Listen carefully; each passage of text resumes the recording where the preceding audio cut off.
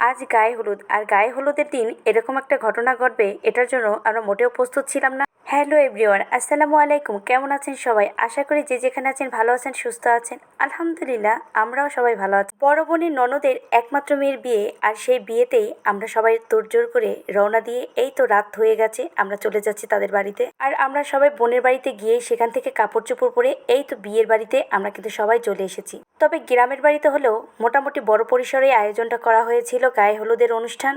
আর যেহেতু একটা মেয়ের বিয়ে, মেয়েও একটা আলালের ঘরের দুলালি বললেই চলে, এবং মেয়ে যা বলেছে সেভাবেই তার বাবা সুন্দরভাবে তার মন মতো কাজ করেছে। তো আমাদের একটু আসতে দেরি হয়ে গেছে, তারা অনেকবার ফোন দিয়েছে তোমরা এখনও কেন আসতে পারো না। তো এই তো দেখি সামনে আমার আব্বাজান দাঁড়িয়ে আছেন, আর বলে তোমাদের এত কেন দেরি হয়ে গেল, তোমরা কখন রওনা দিয়েছো আর কেবল চলে আসছো বিয়ে বাড়িতে। তো আমি এবার সুন্দর করে একটু চলে আসলাম তাদের বাড়িতে ঢুকলাম, এবং আমি অনেক দিন পর এই বাড়িতে চলে এসেছি। আর এই তো আমাদের হলুদের কনে দাঁড়িয়ে আছে।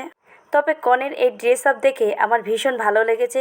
ওর হাজব্যান্ড নাকি এই পর্দার মধ্যে থাকতে বেশ পছন্দ করে, এবং ওদের পরিবারের সবাই মোটামুটি একটু পর্দাশীল। আর এইটা কিন্তু ও নিজের থেকেই সেজেছে, ও কিন্তু কোনো পার্লারে যায়নি, নিজ থেকেই সুন্দর করে সেজে নিয়েছে। আর আমরা এখন ওকে স্টেজে নিয়ে যাব, এই জন্য সবাই রেডি হয়ে নিচ্ছি কিভাবে নিয়ে যাওয়া যায়। আর এই তো হলুদের যে প্লেটগুলো সাজানো হয়েছে, এখন এই বাচ্চাদের হাতে এক এক করে সব প্লেটগুলো আমরা তুলে দেব, এবং ওকে এখন আমরা ঘর থেকে বের করে স্টেজে নিয়ে যাব। তো যাই হোক, এই তো আমরা সবাই যেভাবে নিয়ে যেতে হয় আমরা সেইভাবে সুন্দর করে ওকে সাজিয়ে নিয়ে যাচ্ছি। সামনে ক্যামেরাম্যান ছিল, তারাও সুন্দর করে ভিডিও করে নিচ্ছে। তো এবার কিন্তু আমরা ঘর থেকে বেরিয়ে এখন ওরকে একদম সরাসরি স্টেজে নিয়ে যাব। তবে ভাই রে ভাই, ওদের কিন্তু একটা লাভ ম্যারেজ, এবং ওর হাজব্যান্ড আর ওদের বাসা কিন্তু প্রায় সেম জায়গায়। এখানে যে ওর হাজব্যান্ড ছিল আমার তো এটা ধারণার বাহিরে ছিল। এখন দেখি কিছুক্ষণ পরে সাদা পাঞ্জাবি পরা তার হাজব্যান্ড তার পাশে দাঁড়িয়ে গেল। তো এই ব্যাপারটা দেখে তো আমি ভীষণ অবাক, কারণ আমরা যখন বাসার ভিতর ঢুকি তখন এই বরটা গেটের সামনে দাঁড়িয়েছিল, আমি তো চিনতেই পারি নাই এই নাকি শান্তার বর। আর যাই হোক, ওদের বাসা থেকে একটু ভিতরে কিন্তু স্টেজটা সাজানো হয়েছে। এই জন্য জামাই বলে আমি আর ওনার নিচে থাকবো না, এবার তোমরা তোমাদের বউকে নিয়ে আসো। তো যাই হোক, আমরা আমাদের বউকে নিয়ে যাচ্ছি স্টেজে, আর জামাই তো তারপরও আবার দেখি জামাই আবার পাশে করে বোর পাশে দাঁড়িয়ে গেছে।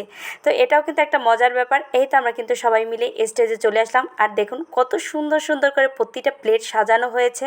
এক কথায় বলতে গেলে মাশাল্লাহ, আর যারা এত সুন্দর করে সাজিয়েছে তাদের সত্যি প্রতিভা আছে, অনেক ট্যালেন্টেড। গ্রামের মানুষও এখন আর পিছিয়ে নেই, তারাও চেষ্টা করে সুন্দর করে প্রতিটা প্লেট হলুদের দেখুন কত সুন্দর করে আয়োজন করে তারা সুন্দর ডেকোরেশন করে নিয়েছে। তবে আমার কিন্তু বেশ ভালো লেগেছে। তবে সবাই কিন্তু ঘেমে একদম মস্তভূত হয়ে গেছে গরমে। আসলে এত প্রচুর গরম পড়েছে না, এই বাচ্চারা হতে সবাই যেহেতু শাড়ি পরেছে সবাই ঘেমে অস্থির, সবার প্রচুর গরম লাগতেছে, এবং আনন্দের চাইতে ক্লান্তটা বেশি লাগতেছে। আর বারবার একটু পরপরই কারেন্ট যাচ্ছে, এতেও একটা বাচ্চাদের মধ্যে একটা কষ্টর ব্যাপার, যে ছোট বাচ্চারা তো শুধু কান্না করে। আর আমাদের গায়ে হলুদের কনে কিন্তু অনেক সুন্দর লাগছে, ওর নাম শান্তা, সবাই ওকে মাশাল্লাহ বলবেন। তো যাই হোক, ও কিন্তু স্টেজে অলরেডি বসে গেছে।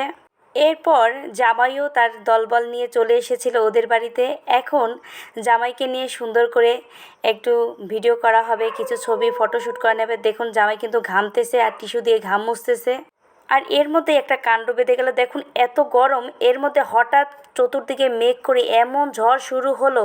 সবাই তাড়াতাড়ি করে খাওয়া দাওয়া করে আমরা আবার বাসার দিকে রওনা হব। তাই তো আমার বড় আপু খাবারগুলো বেড়ে দিচ্ছে। তো আজকের গায়ে হলুদের ভিডিও এই পর্যন্তই, দেখা যাবে নেক্সট কোনো ভিডিওতে। সেই পর্যন্ত সবাই ভালো থাকেন, সুস্থ থাকেন। আসসালামু আলাইকুম ওয়া রাহমাতুল্লাহ।